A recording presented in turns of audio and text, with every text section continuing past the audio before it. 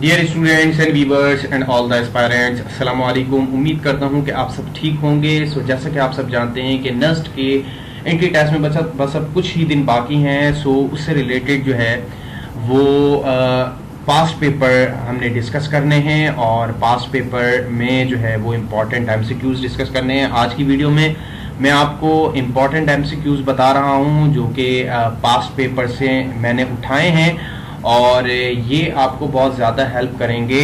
जो टेस्ट है entry test Nernst का, उसको जो है वो प्रिडिक्ट करने में, उसके सवालात और उसको जो है वो सॉल्व करने में।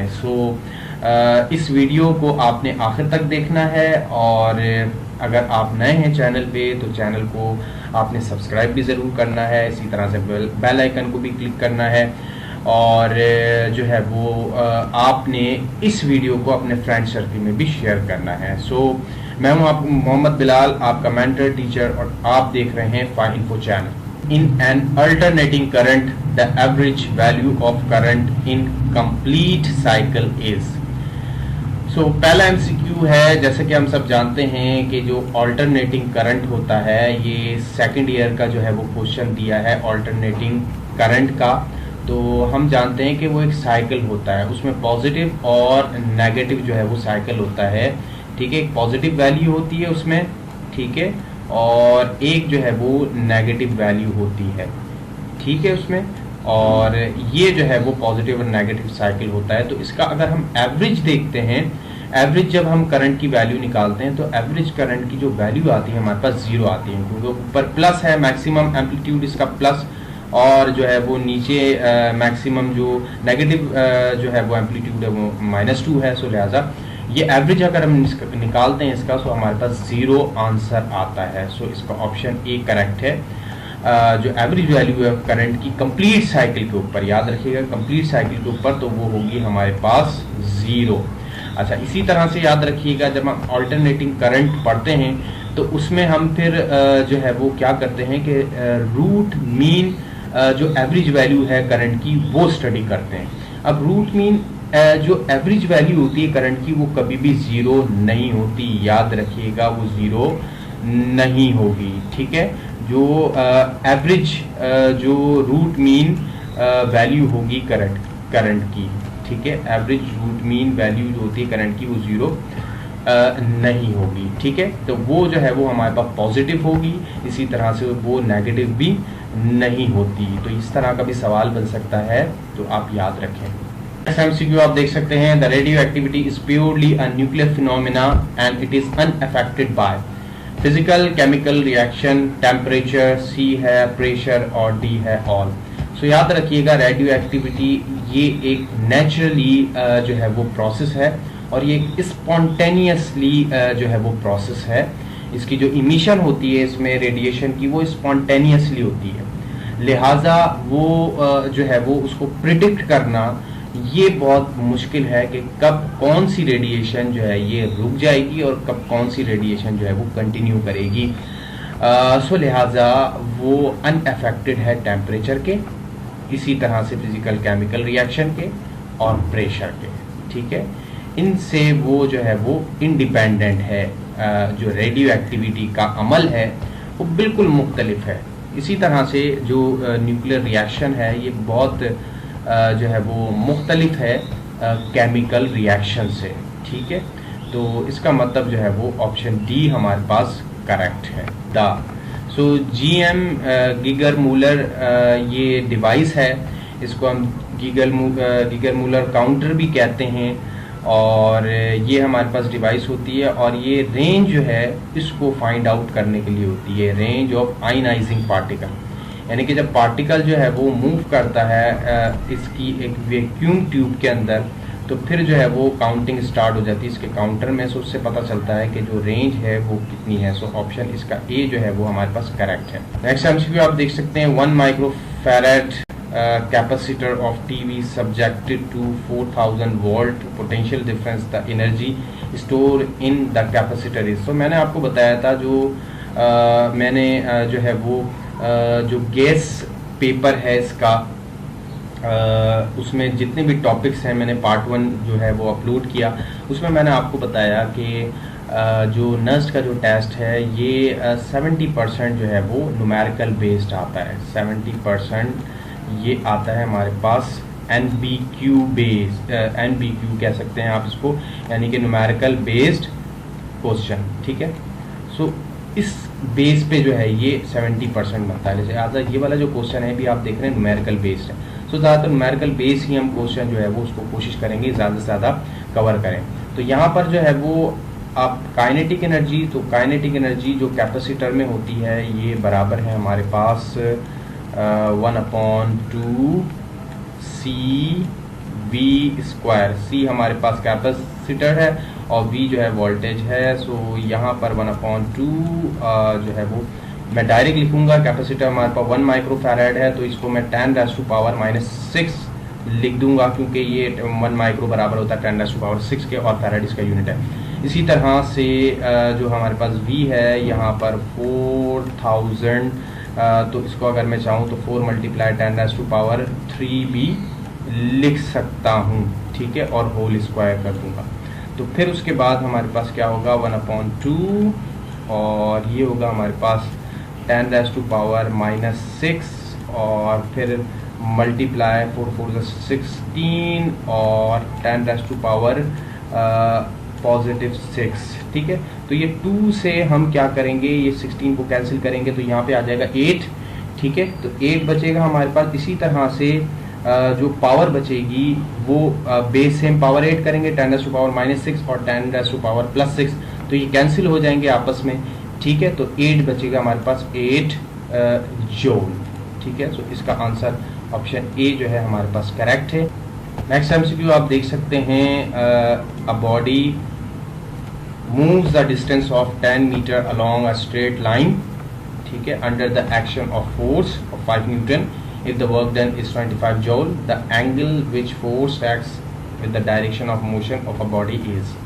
सो इसको हम सॉल्व करेंगे। वर्क डन के फार्मूले से एंगल मालूम किया गया, सिंपल सीधा सीधा, बहुत ज़्यादा जो है वो सवाल बार बार रिपीट होने वाला सवाल है ये, नर्स्ट का पेपर हो या फिर डिफरेंट यूनिवर्सिटी के जो ECAT के पेपर होते हैं उसमें। सो कॉस थीटा है, ठीक है। तो हमारे पास W वर्क हमें कितना दिया हुआ है यहाँ पे हमें दिया हुआ है 25, ठीक है। यूनिट मैं नहीं लिखूँगा, और यहाँ पे 5 है, और यहाँ पे मल्टीप्लाई करते हैं हम तो ये 10 आता है, और कॉस हमारे पास है थीटा, ठीक है। तो यहाँ पर हो जाएगा 25, और ये हो जाएगा हमारे पास 50, और ये हो गया हमारे पास कॉस थीटा, ठीक है। उसके बाद जो है वो 25 को हम डिवाइड कर देंगे 50 से, तो ये जो है हमारे पास कॉस थीटा के बराबर हो जाएगा, और यहाँ पर हमारे पास थीटा ये बराबर हो जाएगा कॉस इनवर्स, ठीक है। और ये इसको आप कैंसिल करेंगे तो ये 1/2 बचता है, तो ये हो जाएगा 1/2। तो हमारे पास जो एंगल आता है थीटा ये बराबर हो जाएगा हमारे पास 60 डिग्री के, ठीक है। 60 डिग्री का एंगल आएगा हमारे पास, which is clear, you can see it, option C, ठीक है। Option C is correct. MCQ unit of intensity is, so intensity हमें पता है, अब चाहे वो इंटेंसिटी ऑफ वेव हो, इंटेंसिटी ऑफ साउंड हो, ठीक है, वो हमारे पास जो है वो बराबर है energy supply by unit area और डिवाइडेड बाय टाइम के। ये हमारे पास इंटेंसिटी का फॉर्मूला होता है नॉर्मली, ठीक है। तो यहाँ से अगर हम इसको देखें तो इसका हमारे पास एनर्जी पर यूनिट ही हो जाएगा वॉट, और इसका एरिया का स्क्वायर हो जाएगा हमारे पास square, metre square per metre square, watt per metre square. Option C is correct. Next MCQ आप देख सकते हैं, the effect of decrease in pressure with increase in the speed of fluid in horizontal tube gives that। so ये हमारे पास जो सवाल है ये फ्लूइड डायनेमिक्स का सवाल है। इसमें बताया जा रहा है कि अगर आप प्रेशर बढ़ाते हैं, अगर आप प्रेशर बढ़ाएंगे या प्रेशर कम करेंगे तो आपके पास जो वेलोसिटी है ये क्या हो जाएगी, इंक्रीज हो जाएगी, ठीक है, बढ़ जाएगी। किस में होता है ऐसा, ये होता है हमारे पास वेंचर इफेक्ट में, ठीक है। वेंचर इफेक्ट हमें बताता है कि जब भी क्रॉस सेक्शनल एरिया लार्ज हो उसमें आपकी जो स्पीड होती है वो स्लो होती है लेकिन प्रेशर हाई होता है। लेकिन जब एरिया स्मॉल हो, ठीक है, स्मॉल एरिया के अंदर जब आपके पास स्मॉल एरिया, ठीक है, उसमें आपके पास जब स्पीड हाई होती है सो प्रेशर जो है वो कम होता है, प्रेशर लो होता है। तो ये जो रिलेशन है ये वेंचर इफेक्ट में हम पढ़ते हैं और ये वेंचरी मीटर जो है ये एक डिवाइस है। इसी तरह से बर्नौलीज इफेक्ट भी आ जाता है। इसमें हम पढ़ते हैं कि जो प्रेशर, काइनेटिक एनर्जी और पोटेंशियल एनर्जी है फ्लूइड की कांस्टेंट के बराबर है और ये इसकी एप्लीकेशन है दोनों बर्नौलीज इक्वेशन की, टॉरिसेलिस और वेंचर इफेक्ट, ठीक है। ये दोनों बर्नौलीज इक्वेशन की एप्लीकेशन है, याद रखिएगा। टॉरिसेलिस इफेक्ट में भी यही होता है कि उसमें हम जो है वो रिलेशन देख रहे होते हैं, जो स्पीड है उसका हाइट के हिसाब से और जो है वो उसका जो ग्रेविटी का इन्फ्लुएंस है उसके हिसाब से। तो आप देख सकते हैं the two forces 3 Newton 2 Newton are at an angle theta such that the resultant is R, ठीक है। पहला स्टेटमेंट यहाँ पर कंप्लीट हो जाता है। The first force is now increased 6 Newton and the resultant becomes 2 जो है हमारे पास रिजल्टेंट हमें मिलता है, ठीक है। तो यहाँ पर जो है वो द वैल्यू ऑफ थीटा हमें कैलकुलेट करनी है, ठीक है। तो यहाँ पर दो हमें फार्मूले बनाएंगे, उससे हम कैलकुलेट करेंगे। पहला तो ये कि रिजल्टेंट हमें आर मिला है और फार्मूला हम लगाएंगे कोसाइन लॉ। कोसाइन लॉ हमें पता है कि हमारे पास बराबर होता है f1 square plus f2 square plus 2f1 f2 cos theta के बराबर होता है, ठीक है। और इसी से हम यहाँ पर एंगल निकालेंगे। अब एक फार्मूला तो हमारे पास ये हो जाएगा R इज इक्वल टू, ये R हमारे पास रिजल्टेंट है और ये हमारे पास बराबर है 3 स्क्वायर और फिर प्लस 2 स्क्वायर और फिर प्लस 2 मल्टीप्लाई 3 और हमारे पास 2 कॉस थीटा। अब इसको मज़ीद हम सॉल्व करते हैं तो ये हो जाता है हमारे पास R ये बराबर है 9, ठीक है, और प्लस 2 और सॉरी 4 हो जाएगा ये हमारे पास, ठीक है, ये हो जाएगा 4 और प्लस 2 3 = 6 6 2 = 12 कॉस थीटा। ये हो गई इक्वेशन 1 आपके पास, ठीक है। अब आपने दूसरा स्टेटमेंट देखना है तो फर्स्ट फोर्स को आपने 6 न्यूटन लेना है और सेकंड फोर्स को सेम ही लेना है। तो ये हमारे पास अब इसका रिजल्टेंट आपको 2R मिलेगा। 2R जो है इसका रिजल्टेंट आपको मिलेगा। तो यहाँ पर हमें 2R रिजल्टेंट ये बराबर है, ये मैं डायरेक्ट लिखूँगा 3 6 6 = 36 और हमारे पास है 2 2 = 4 और फिर प्लस ये हो जाएगा हमारे पास 24 और कॉस थीटा, ठीक है। अब आप इस जो है वो फर्स्ट इक्वेशन को सेकंड इक्वेशन में पुट कर दें, ये हो जाएगा हमारे पास 2, ठीक है। तो फर्स्ट को आप सेकंड में पुट करेंगे तो R की जगह आपने ये कंप्लीट वैल्यू लिख देनी है, ठीक है। तो 2 जो है ये आपके पास यहाँ आ जाएगा और R की जगह आपके पास आ जाएगा 9 + 4 + 12 कॉस थीटा, ठीक है।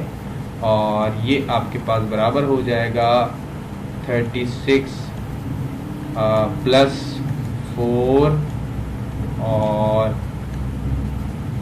ये आपके पास प्लस 24 कॉस थीटा। अच्छा देखें आधा सॉल्यूशन यहाँ पे हो चुका है। अब आपने क्या करना है, स्क्वायर ऑन बोथ साइड करना है, इसके रूट ख़त्म करना है। इसके रूट ख़त्म करने के बाद लेफ़्ट हैंड साइड को प्लस कर लेना है, फिर राइट हैंड साइड को आप प्लस करेंगे, फिर जो है जो वैल्यूज़ होगी उसको रीअरेंज करेंगे। ये जो हमारे पास ये 12 cos थीटा है ये राइट हैंड साइड पे आ जाएगा। यहाँ से फिर रीअरेंज करने के बाद आपके पास जो लास्ट में जो जवाब आएगा तो ये हमारे पास एंगल थीटा जो है ये बराबर आएगा 120 डिग्री के। ठीक है, सो इसका ऑप्शन डी जो है वो करेक्ट है। ऑप्शन डी के ऊपर आपने मार्क लगाना है। नेक्स्ट आप देख सकते हैं, बट ये कम्प्रीहेंशन आपके लिए है। Which one of the following groups has quantities that do not have the same dimension. में से आपको बताना है कि कौन सी डायमेंशन जो है वो ग्रुप की सेम नहीं है। सो ये जो है वो जवाब इसका आपने कमेंट सेक्शन में देना है लाजमी। सो आज के लिए इतना ही। ये कुछ इंपॉर्टेंट एमसीक्यूज डिस्कस किए, इसके बाद हम एक और जो है वो कुछ पास पेपर में से एमसीक्यूज लेकर आपसे डिस्कस करेंगे जो कि जो है वो प्रॉबेबली आने वाले टेस्ट में आ सकते हैं। वो एमसीक्यूज आपको बताएंगे। सो इंशाल्लाह आप सबके लिए वो बहुत ज़्यादा हेल्पफुल रहेगा। सो आज के लिए इतना ही। अपना बहुत सारा ख्याल रखें। इस वीडियो को लाइक और शेयर ज़रूर कर दें। मिलते हैं आपसे नेक्स्ट वीडियो में। Thank you so much. अल्लाह हाफिज़।